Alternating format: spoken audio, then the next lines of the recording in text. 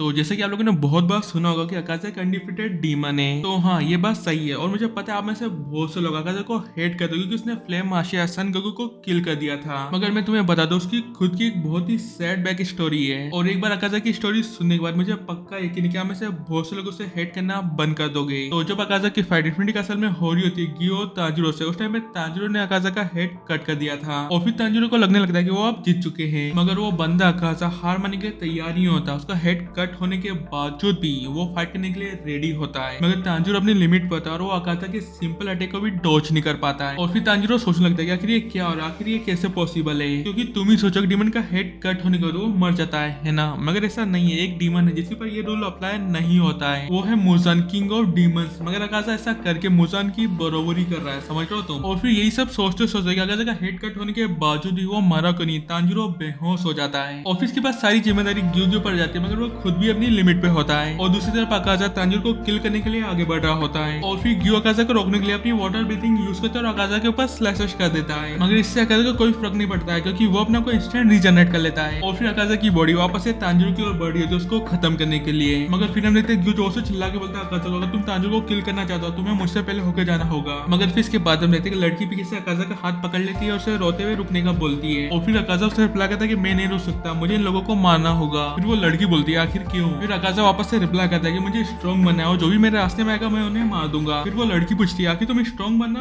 क्यों चाहते हो। और फिर अकाज़ा बोलता है अगर मैं नहीं बना तो मैं उसे वापस नहीं ला पाऊंगा। और फिर यहाँ पर सीन शिफ्ट हो जाता है पास्ट में, जहाँ पर अकाज़ा की बैक स्टोरी दिखाई जाती है। और फिर इसके बाद हम रहते हैं एक बच्चे को बहुत बुरी तरीके से मारा गया और उसको पनिशमेंट दिया गया क्योंकि वो लोगों की जेब काट रहा होता है। और वो जेब इसलिए काट रहा होता है क्योंकि उसको मेडिसिन लाना था अपने फादर के लिए। और ये बच्चा और कोई नहीं अकाज़ा होता है। और फिर हमें यहाँ पर पता चलता है उस टाइम पे वो बात कर रहा होता है मेडिसिन की कि उसके डेट के लिए वो नहीं ला पाएगा अगर वो स्ट्रॉन्ग नहीं बना तो। और फिर हम देखते हैं अकाज़ा के फादर को पता चलता है उसका बेटा वापस से पकड़ा गया जेब काटते और उसने मार खाई है तो वो सुसाइड कर लेते हैं और अकाज़ा के लिए एक नोट छोड़ के जाते हैं जिसमें वो माफी मांग रहे होते हैं अकाज़ा से कि उसने अकाज़ा के लिए अभी तक कुछ भी नहीं किया और उसे इतनी मार खानी पड़ रही है। और फिर ये सुनकर अकाज़ा काफी ज्यादा दुखी हो जाता है मगर वो उससे भी ज्यादा वो काफी ज्यादा फ्रस्ट्रेट हो जाता है उन लोगों से जो उसको पनिश करते रहते थे क्योंकि इनकी वजह से उसके फादर को काफी ज्यादा बुरा लगा, उन्होंने सुसाइड कर लिया। और फिर वो फ्रस्ट्रेशन में लोगों को काफी ज्यादा धोता है। लेकिन तभी पीछे से एक बंदे की ताली बजाने की आवाज आती है और वो बंदा ये देख के काफी ज्यादा इंप्रेस होता है अकाज़ा से कि एक बच्चे ने 7 लोगों को अकेले ही पीट दिया और वो भी बिना किसी हथियार के। और फिर वो बंदा अकाज़ा की फाइटिंग स्पिरिट को देख के अपने डोजो को ज्वाइन करने के लिए बोलता है। मगर अभी फिलहाल अकाज़ा बहुत ही ज्यादा गुस्से में था तो वो बिना सोचे समझे उस बंदे पे अटैक कर देता है। मगर वो बंदा भी कोई नॉर्मल बंदा नहीं था, वो बिना अकाज़ा का एक भी पंच खाए उसे वहीं पर ढेर कर देता है। और फिर इस तरह अकाज़ा उस बंदे का डोजो ज्वाइन करता है और वो बंदा जब अकाज़ा का मास्टर है सबसे पहले अकाज़ा का काम ये रहता है कि वो उसकी डॉटर का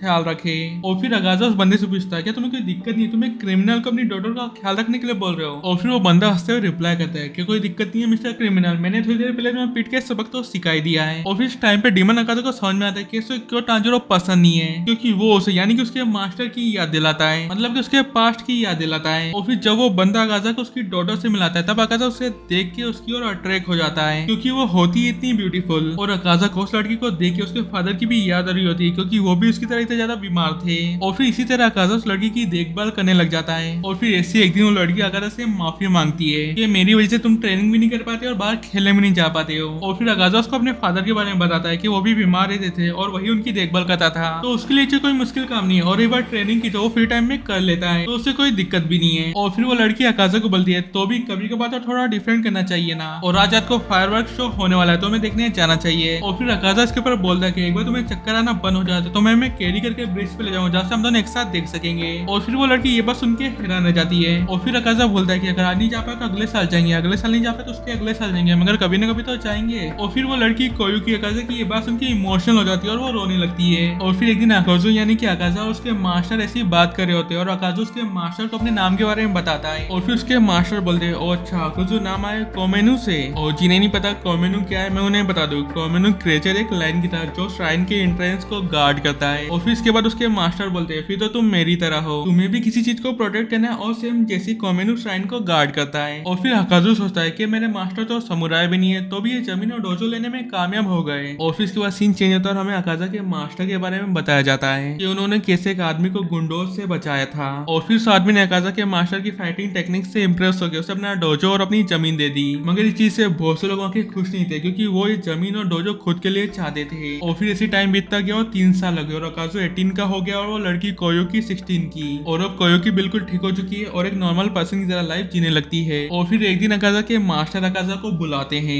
और ये दिन अकाजा की लाइफ का सबसे बड़ा दिन होने वाला होता है, क्योंकि इसके बाद अकाजा की लाइफ एक अलग ही टर्न लेने वाली है। और फिर यहाँ पर उसके मास्टर अकाजा को अपना डोजो टेक ओवर करने के लिए बोलते हैं और उसकी लड़की भी उसे सौंप देते हैं। और फिर ये सुनकर अकाजा काफी ज्यादा शौक हो जाता है और थोड़ा शर्मा भी जाता है और वो सोचने लगता है कि मेरे पास क्रिमिनल के टैटूज है और मैंने कभी सोचा नहीं था कि मेरा भी कोई फ्यूचर होगा। और फिर उसे अपने डेट का कहा याद आता है कि वो भी एक सही रास्ता ढूंढ सकता है अपनी लाइफ जीने के लिए। और फिर अकाजा उसके मास्टर का प्रपोजल एक्सेप्ट कर लेता है और फिर उसी मोमेंट पे वो डिसाइड करता है कि वो इन दो लोगों को हमेशा प्रोटेक्ट करेगा, भले उसके लिए उसको उसकी जान भी देना पड़े। मगर अकाजा ने कभी इमेजिन भी नहीं किया कि पॉइजन उसकी अच्छी खासी लाइफ डिस्ट्रॉय कर देगा। क्योंकि जब एक दिन अकाजा अपने फादर की ग्रेव को विजिट करने गया था अपनी मैरिज को लेकर बताने के लिए, और वो सूरज डूबने से पहले आ भी जाता है और उसको खबर दी जाती है किसी ने कुएं के पानी में पॉइजन मिला दिया है। और ये सुन के अकाजा के पसीने छूटने लग जाते हैं, वो कांपने लगता है। और फिर वो बंदा अकाजा को ये भी बताता है कि उन्होंने ऐसा क्यों करा, क्योंकि वो अकाजा के मास्टर को डायरेक्ट फाइट में नहीं हरा सकते थे। और यहाँ तक कि उन्होंने अकाजा के मास्टर को तो मारा ही थी, मगर उसके साथ साथ कोयुकी को भी मार दिया। और फिर हम अकाजा को दोनों की डेड बॉडी के पास देखते हैं और वो ये बोलता है कि जब भी मैं किसी की केयर करता हूँ और वो लोग मुसीबत में होते हैं, मैं कभी भी वहाँ पर नहीं होता हूँ। और इसके बाद हमें अकाजा और कोयुकी के कुछ बीच के पल दिखाए जाते हैं जहाँ पर वो दोनों एक साथ फायरवर्क्स देख रहे होते हैं। और यहाँ पर कोयुकी अकाजा को अपना लव कन्फेस करती है और वो अकाजा को ये बात भी बताती है जब उसने कहा था कि आज नहीं तो अगले साल, अगले साल नहीं तो उसके अगले साल हम फायरवर्क्स जरूर देखेंगे। उस बात ने उसे काफी ज्यादा हिम्मत दी ठीक होने के लिए। और फिर अकाजा उसको प्रॉमिस भी करता है कि वो सबसे स्ट्रॉन्गर बनेगा और उसको अपनी पूरी लाइफ प्रोटेक्ट करेगा।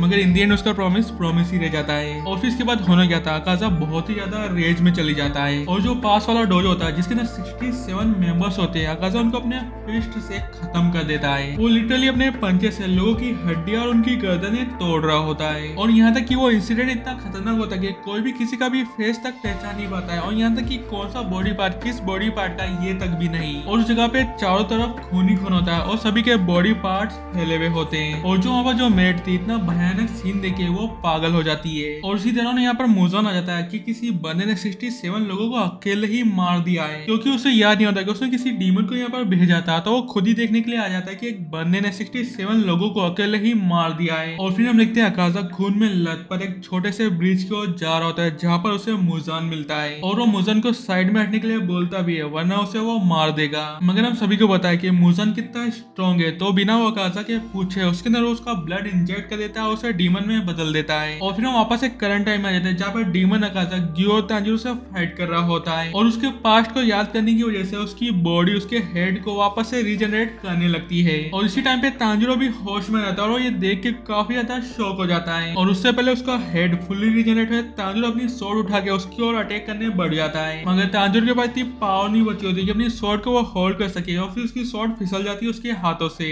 मगर हमारा तांजिरो वो अकाजा को एक मुक्का जड़ देता है और तांजिरो के उस मुक्के ने अकाजा को वापस से उसके मास्टर की याद दिला दी। और अब तांजिरो घबरा जाता है कि उसकी स्वॉर्ड फिसल गई और अब वो अकाजा को अपने हाथों से नहीं रोक सकता। और अब अकाजा एक खतरनाक अटैक यूज करने वाला होता है जो उसने रेनगुकू के टाइम पे यूज करा होता है। और तांजिरो देखता है कि ग्यूस के अटैक में फंसने भी वाला होता है, मगर तो भी ग्यू तांजिरो को बोलता है कि उसकी चिंता ना करे। मगर इसके बाद भी तांजिरो ग्यू को बचाने की कोशिश करता है। और जब अकाजा उसका अटैक यूज करने वाला होता है, तांजिरो उसके फेस पे एक सॉफ्ट सी स्माइल देखता है। और ऐसा इसलिए क्योंकि अकाजा का ये अटैक उनके लिए नहीं था, वो उसके खुद के लिए था। और फिर ये देख के तांजिरो भी शॉक हो जाता है कि अकाजा ने ऐसा क्यों करा और वाकई उसने स्माइल क्यों करा था। मगर इतने डेडली अटैक करने के बावजूद भी अकाजा की बॉडी अपने आप रीजनरेट हो रही थी, यहाँ तक कि वो खुद भी नहीं चाहता था तो भी। और ऐसा इसलिए हो रहा था क्योंकि उसके ना मुजान की कॉन्शियसनेस थी जो उसको ऐसा होने नहीं दे रही थी। मगर इसके बाद भी अकाजा अपने पास्ट को याद करके अपने आप को डिसॉल्व कर लेता है फाइनली। और इसी तरह अपर मून 3 को कोई भी हरा नहीं पाया जब तक उसने खुद से अपने आप से हार नहीं मानी। और अगर वीडियो पसंद आया तो वीडियो को लाइक करो और चैनल को सब्सक्राइब करो। तो फिर मिलते हैं नेक्स्ट वीडियो में, तब तक के लिए बाय बाय।